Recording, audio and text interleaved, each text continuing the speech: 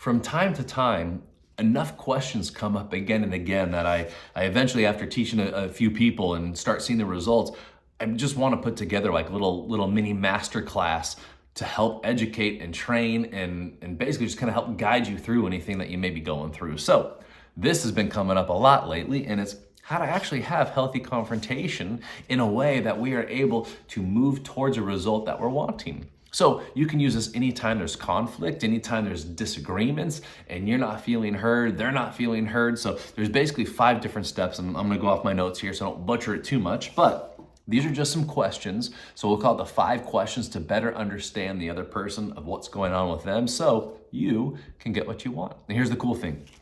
When I get clear on what I want and I start asking these 5 questions and I learn these at a core level, that I can go ahead and get the other person and encourage them to do the same 5 questions. And then you'll see we actually do the swap. We can find ways and places and issues where we can confront from a place of compassion and we both get what we want. This is why I love this work, is because when we come from this healthy place, we can actually both benefit from it, and it becomes this symbiotic relationship. So anytime there's conflict between 2 people, here's the first thing that I want to encourage you to do. And like always, if you like this and love it, go ahead and ingrain it, use it. If you don't, throw it out. You're not gonna hurt anybody's feelings. Forget about it. All right, here we go. So number 1 is, how would you describe the other person?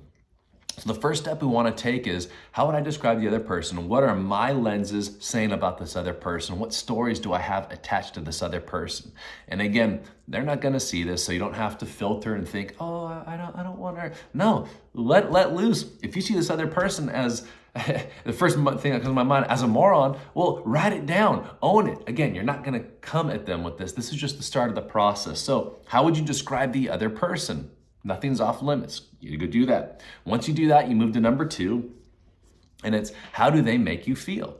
When you're around them, or when you're disagreeing, or when something like this is triggered and comes up, how do you feel? You want to start to identify and learning to label what emotions and feelings you have around this person. Number 3, why do you feel that the other person behaves the way they do? This is where we start to get a little bit of insight of our story about them, of how they view the world.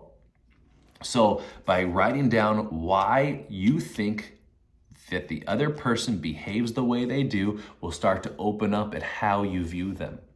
The whole reason why we do this is, again, remember, I always look to define the desire. What is it that I'm wanting from this? When I know what I want, I'm willing to do the work, because more times than not, it helps lead to stronger connections, individuals getting what they want when it's a win-win situation as well. So that's why we ask this 3rd question. Now, question number 4, what might you be able to do to alleviate the situation?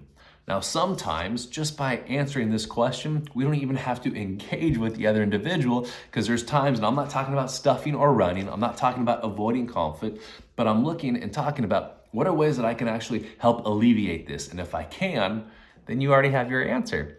But it just gets the brain going to look how to get resolution or solution for the problem. And then number 5, what would you like the other person to do in return? So you get very clear, here's what I'm wanting from them. This helps you identify what it is that you're truly wanting. Now here's the fun part. Once you do this exercise, now you flip it as if you were in their shoes looking at you. So when you do this, how would they describe you? A little change in perspective, huh? So how do I think they would describe me? You do that. Number 2, same thing. How do you make them feel? So stepping in their shoes, how would I make them feel in the situation? Okay, now I'm getting a little bit clearer perspective. Why do they feel that you behave the way you do? This one was an eye-opener for me.